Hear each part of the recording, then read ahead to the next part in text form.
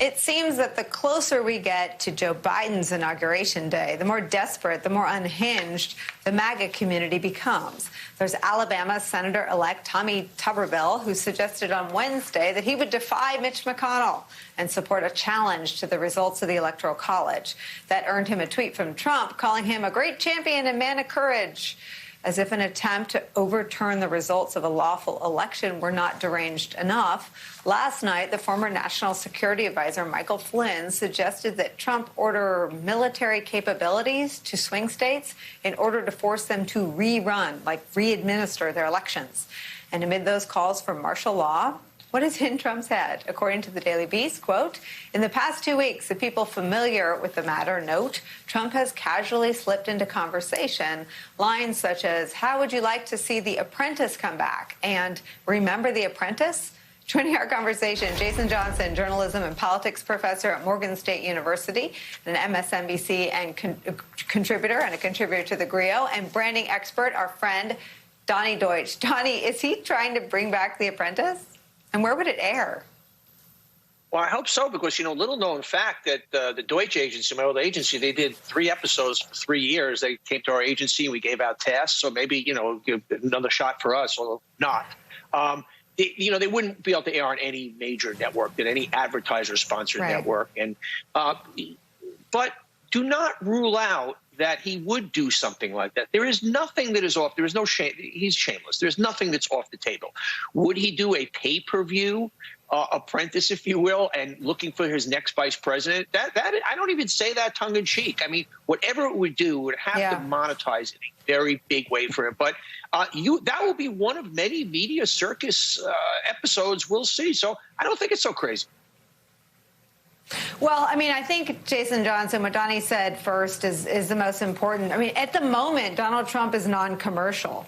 I mean, all of his tweets have a warning akin to what's on a pack of cigarettes. And right now, he stands for anti-democratic principles. He stands for extrajudicial conduct. He stands with Michael Flynn, who's calling for martial law. And we haven't seen the pardons which are expected yet. What do you think his future holds?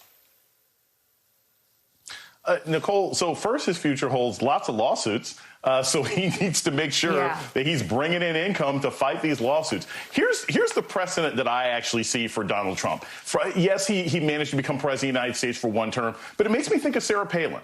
After the 2008 election, Sarah Palin was extremely popular with the conservative base of the Republican Party. Everybody wanted her glasses. Everybody wanted her fashion. Everybody wanted her on every single show. But by the midterms in 2010, she pretty much disappeared from the scene. Her shows didn't work very well. She wasn't able to flip elections. And I'm wondering if Donald Trump might be heading in that same direction. As a cultural force, he will always be important to some people. But his ability to really manipulate things comes from the fact that he could do something with some of the crazy that he talked about. And when he can't control an election, when he can't make policy, and he can't keep people from coming into this country, I don't know if he has much of a future. And quite frankly, at this point, I don't know if he could resell The Apprentice unless it was going to be on Russian TV, because nobody in America wants to work for this guy. You know, it's so interesting. I mean, because of the way he lost, Donnie, because of being such a graceless, sore loser who cared not at all about the country, even the things we're talking about are so irrelevant. And you've talked about how, for him, irrelevance is this fate worse than death. I see elements of almost like an O.J. Simpson in him, where you could see him going in and stealing his own, White House souvenirs. I mean, what do you think? How will he grapple with what will be a fall from grace, not because he lost, but because of how he lost?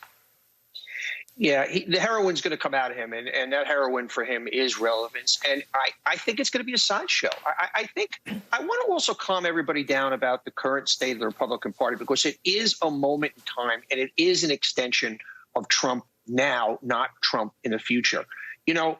When we talk about all the crazies in the Republican Party and all of this thing and people not believing the election, there are 70 million people that voted for Trump. That's not all 70 million. That's a slice. I think a small slice. I think it's the third. I spoke to 10 of my friends that voted for Trump, and 10 out of 10, their attitude now is, all right, we lost the election. Let's move on. I want to see how my W-2 is next year, and I want to see how my. So I don't think I'm not as nervous about the state of the world and the state of the Republican Party. Donald Trump is a moment in time. This is a moment in time. There will always be 20 million American fringes on both sides. We're paying a lot of attention to the right fringe right now, but that's not where the world is going to be. I want everybody to take a deep breath and relax. We are going to go back to some form of normalcy. I truly believe that. Okay, so before my Zen sets in, Jason Johnson, I want to read this from David Ignatius today, who takes a different view. He writes, unfortunately, the road ahead still seems blocked, and not just by President Trump. Republican House members tell me there's a rage in their districts among grassroots GOP voters who believe without evidence that the system is rigged and the election was stolen by Biden. Trump has helped create and stoke this rage, but it's now broader and deeper than him, and it won't disappear on January 20th. Sadly, the only prescription I've heard is that time heals all wounds, as former Congressman Mike Rogers reminded me. In other words, we have to wait this craziness out. What do you think?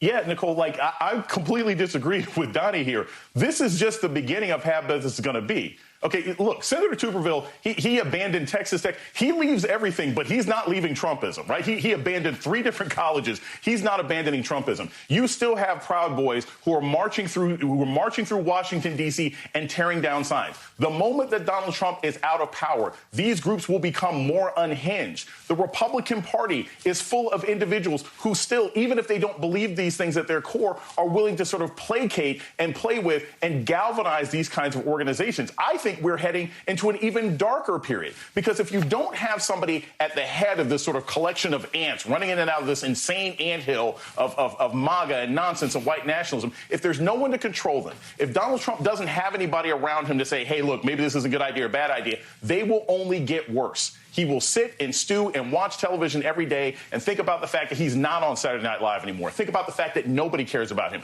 And that will enrage him and the other people supporting him. So, yeah, I think the Republican Party is in for some real soul searching. But right now, I think a lot of them are still committed to Donald Trump. And the violence that we're going to see in the coming months will make this past summer look like a picnic. I'm not happy about that. I'm not enthusiastic about that. But that's what I see happening. And the violence in the streets we're seeing right now is just a preview. Guys, can I just respond to Jason for a second? Yeah, real quick please. word.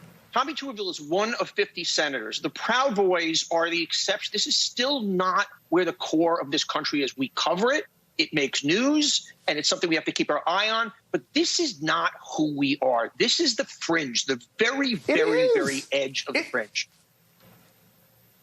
It is exactly who we are. Look at the places where they are. We're talking Portland. We're talking the Midwest. And these people are empowered every single minute of every single day that they hear senators deny the legitimacy of Joe Biden getting into office. They're not being crushed down. They're being empowered. Look at the 2 people running for the January 5th runoff. They're encouraging this kind of behavior. This is not the end. It's the beginning.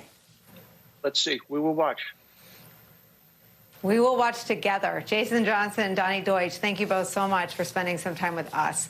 When we return, as we do every day, we will remember lives well lived.